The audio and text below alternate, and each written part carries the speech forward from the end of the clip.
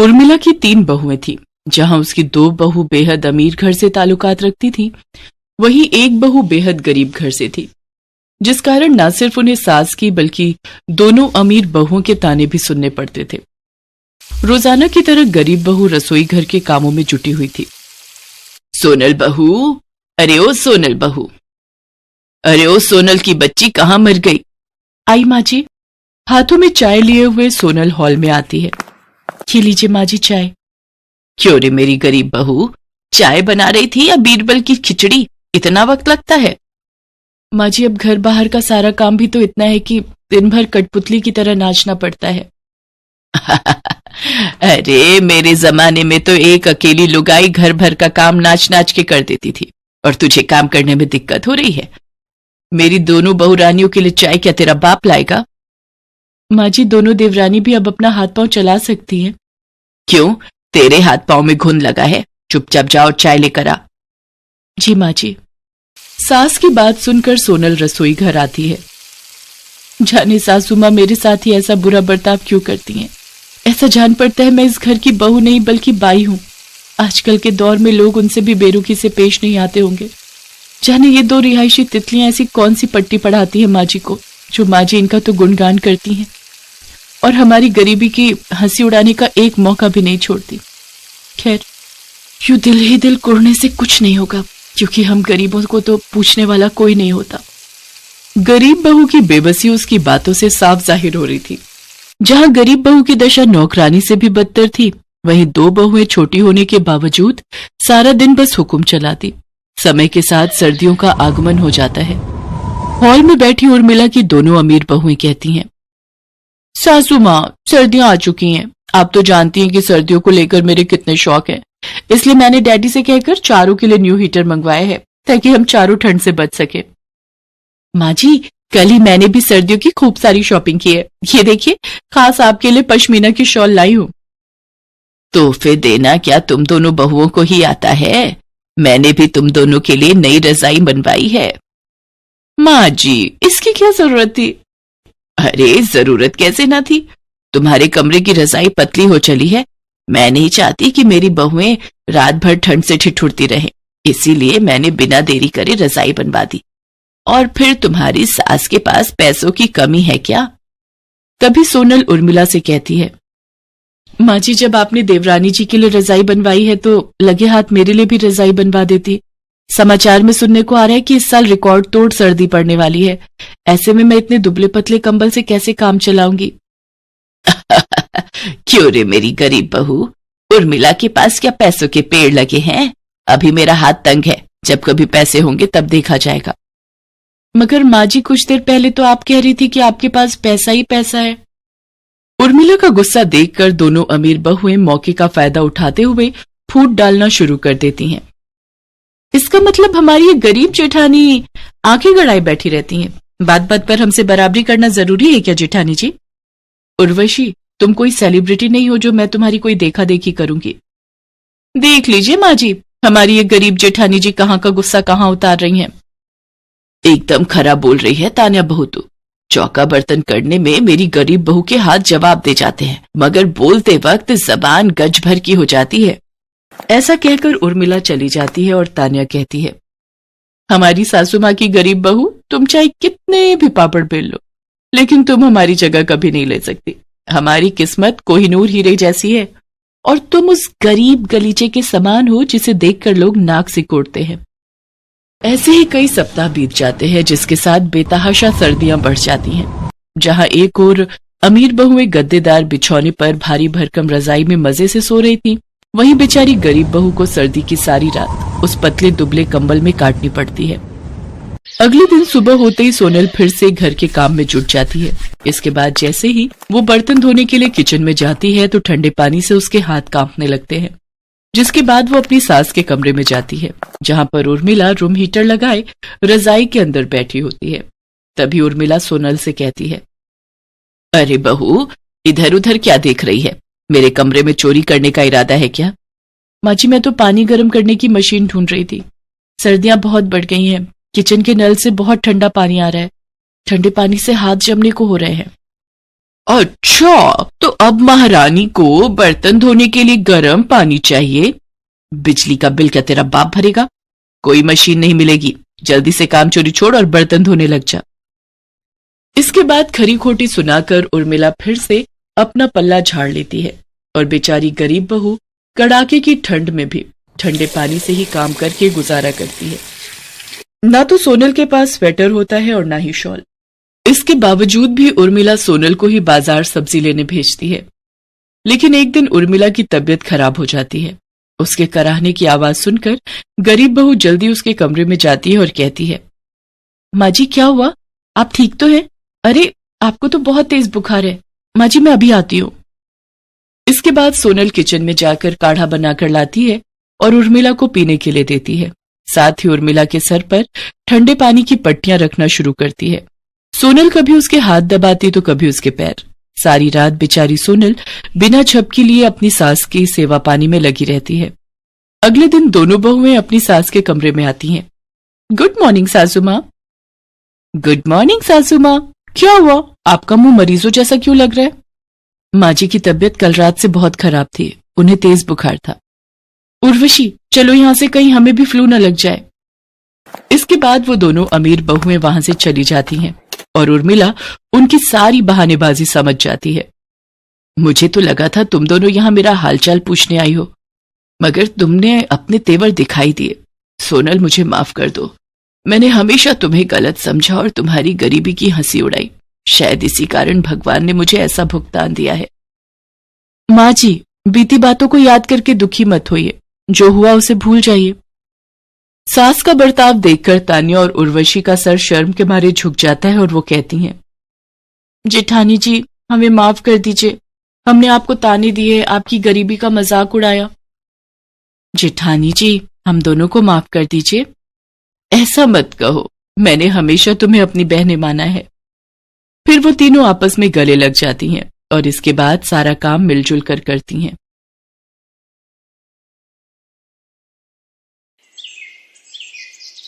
संदीप अपने माता पिता के साथ मोहन नगर में रहता था। संदीप के पिता हरिराम एक होटल में बर्तन धोने का काम करते थे। संदीप की मां कमला घरों में झाड़ू पोछे का काम करती थी। संदीप एक गरीब परिवार का लड़का था। पास के ही सरकारी स्कूल में वो चौथी कक्षा में पढ़ रहा था। संदीप अक्सर स्कूल के कुछ बच्चों को अपना जन्मदिन स्कूल में मनाते देखता था। स्कूल के बच्चे अपने जन्मदिन पर कक्षा में टॉफी और बिस्कुट बांटा करते थे। संदीप उन बच्चों को देखकर यही सोचता था कि उसका तो कभी जन्मदिन आता ही नहीं। एक बार संदीप की कक्षा में पढ़ रहे एक बच्चे का जन्मदिन था। वो सब बच्चों को टॉफियां बांट रहा था। जब वो टॉफी देने संदीप के पास जाता है, तभी एक बच्चा उस बच्चे से कहता है, अरे यार सोनू, तू संदीप को टॉफी देकर क्या करेगा? ये हम सबसे तो अपने जन्मदिन पर टॉफी खा लेता है, पर आज तक इसने अपना जन्मदिन कभी नहीं मनाया। हम सबको टॉफी खिलाने के खर्चे से बचना चाहता है ये संदीप। कोई बात नहीं मन्नू, इसको खाने दे टॉफी। संदीप को अपना जन्मदिन ही नहीं पता कि इसका जन्मदिन कब आता है, इसलिए हमारे जन्मदिन पर टॉफी बिस्कुट के मजे उड़ाता है। कक्षा के सभी बच्चे हंसने लगते हैं। संदीप उदास हो जाता है। वो स्कूल से घर आता है तो उसकी माँ कहती है, क्या बात है संदीप, आज इतना मुंह लटकाए हुए क्यों आ रहे हो? माँ, मेरे स्कूल के सब दोस्त अपना जन्मदिन मनाते हैं, पर मैं अपना जन्मदिन क्यों नहीं मनाता? मेरा जन्मदिन कब आता है माँ? मेरे सब दोस्त मेरा मजाक उड़ाते हैं कि मैं अपना जन्मदिन कभी नहीं मनाता। संदीप, ये जन्मदिन वगैरह पैसे वाले लोगों के घर ही मनाए जाते हैं। हम गरीब लोगों का कोई जन्मदिन नहीं होता बेटा।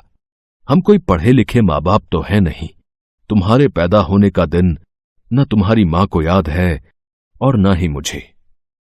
संदीप बेटा चल, अब ये जन्मदिन वगैरह की बातें छोड़, आजा रोटी खा ले। संदीप उदास मन से रोटी खाने लगता है, पर उसके मन में अब ये बात घर कर गई थी कि गरीब लोग जन्मदिन नहीं मनाते।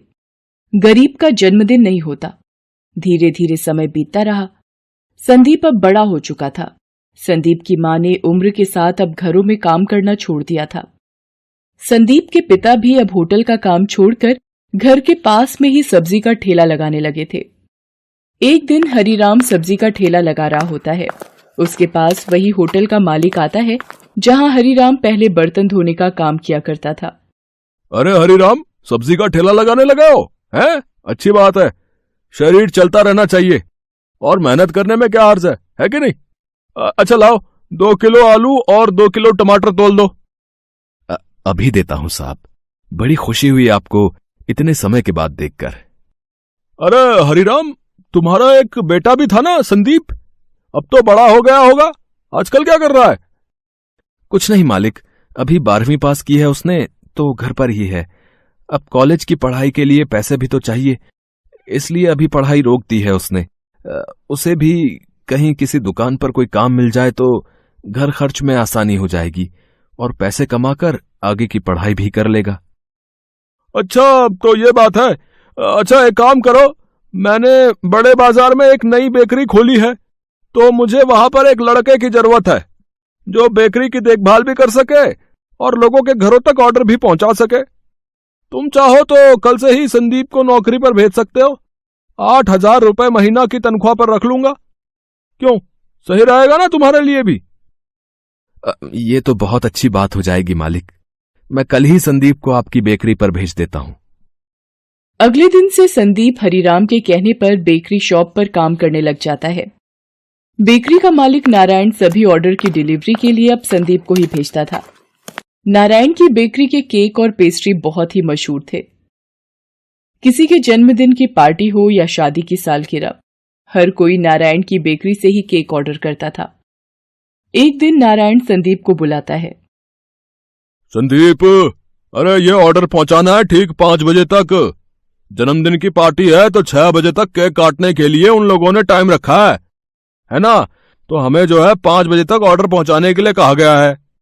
ये घर का पता है, ठीक समय पर डिलीवरी पहुंचा देना, ठीक है? संदीप केक का ऑर्डर देने के लिए निकल जाता है। वो जैसे ही आधे रास्ते पहुंचता है, उसकी माँ का फोन आता है। संदीप बेटा, तेरे पिताजी को पता नहीं क्या हो गया है। सब्जी के ठेले पर थे तो बेहोश हो गए। एक आदमी उन्हें छोड़कर गया है, अभी भी बेहोशी की हालत में है। डॉक्टर को बुलाना होगा बेटा, तू जल्दी घर आ जा।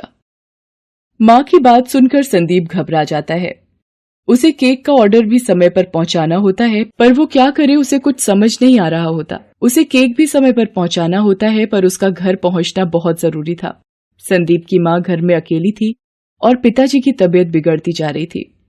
संदीप घर की तरफ निकल गया। संदीप सीधा डॉक्टर को लेता हुआ ही घर गया। डॉक्टर ने संदीप के पिता का चेकअप किया और कुछ दवाइयां लेकर संदीप को दी और संदीप के पिता को कुछ दिन आराम करने के लिए कहा। संदीप ने डॉक्टर द्वारा बताई गई दवाइयां लाकर अपने पिताजी को दी और कुछ समय पश्चात जब वो होश में आ गए तो संदीप ने अपनी माँ से कहा, माँ, डॉक्टर ने कहा है पिताजी कमजोरी की वजह से बेहोश हो गए थे। धीरे धीरे दवाइयों से ठीक हो जाएंगे। आप पिताजी के पास बैठो, मैं थोड़ी देर में आता हूं। मुझे एक ऑर्डर का केक पहुंचाना है, बहुत जरूरी। संदीप केक लेकर जल्दी जल्दी नारायण के दिए पते पर पहुंचता है। संदीप घबरा जाता है कि जिनका ऑर्डर है कहीं वो लोग गुस्से में आकर नारायण को फोन न कर दे, कहीं नारायण उसे नौकरी से न निकाल दे। ये सब ख्याल संदीप के मन में आ रहे थे क्योंकि नारायण के भी बार बार फोन आ रहे होते हैं, पर पिताजी की तबीयत को देखते हुए संदीप नारायण के फोन को नहीं उठा पाता। संदीप थोड़ा घबराया हुआ केक लेकर घर के दरवाजे पर पहुंचता है। जी, आपका केक का ऑर्डर था। सॉरी, थोड़ा लेट हो गया। वो मेरे। कोई बात नहीं बेटे, वैसे भी मेहमान थोड़ा लेट ही आते हैं। मेरे पोते का जन्मदिन है, आज वो 10 साल का हो गया है। रुको, मैं अपने बेटे किशोर को बुलाता हूं। अरे किशोर बेटा, अरे ये जो केक ऑर्डर किया था, केक आ गया है। चलो मोहित बेटा, तुम्हारे जन्मदिन का केक आ गया है, जिसका तुम्हें बेसब्री से इंतजार था। वाओ, मेरा बर्थडे केक आ गया। मम्मी देखो मेरा बर्थडे केक। दादा, दादू देखो। दादी, दादू देखो।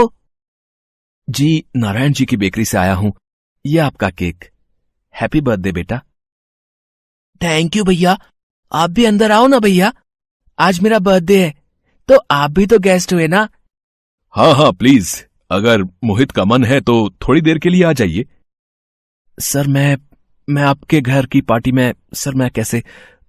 अब क्यों नहीं बेटा, आप क्यों नहीं आ सकते? आओ बेटा, मेरे पोते का मन है तो थोड़ी देर के लिए आ जाओ। भैया, आप मेरे जन्मदिन का केक लाए हो, मैं आपके जन्मदिन पर केक लाऊंगा। आपका जन्मदिन किस डेट को आता है भैया? बचपन का वही प्रश्न संदीप को याद आ जाता है जिसका उत्तर उसे आज तक नहीं मिला था। वो चुप हो जाता है। मोहित दोबारा उससे वही प्रश्न करता है। इस पर संदीप कहता है, पता नहीं मोहित बेटा, मैंने कभी अपना जन्मदिन नहीं मनाया, इसलिए मुझे पता ही नहीं कि मेरा जन्मदिन कब होता है। इस प्रश्न का उत्तर तो मैं भी आज तक ढूंढ रहा हूं। जब भी मैंने अपने माता पिता से यह पूछा कि मेरा जन्मदिन कब होता है, मेरे माता पिता ने हमेशा यही कहा कि गरीबों का जन्मदिन नहीं होता, गरीब जन्मदिन नहीं मनाते। कोई बात नहीं भैया, मैं आपका जन्मदिन मनाऊंगा। पापा, दादू, हम कल भैया का जन्मदिन मनाएंगे। हम भैया के घर चलेंगे ना पापा? हाँ हाँ मोहित बेटा, हम कल इन भैया के घर जरूर चलेंगे। अगले दिन पिता की तबीयत की वजह से संदीप छुट्टी पर होता है। मोहित अपने पिता और दादू को लेकर नारायण की बेकरी पर जाता है। नारायण को लगता है कि कल केक लेट हो गया था, शायद इसी वजह से वो संदीप की शिकायत लेकर आए हैं।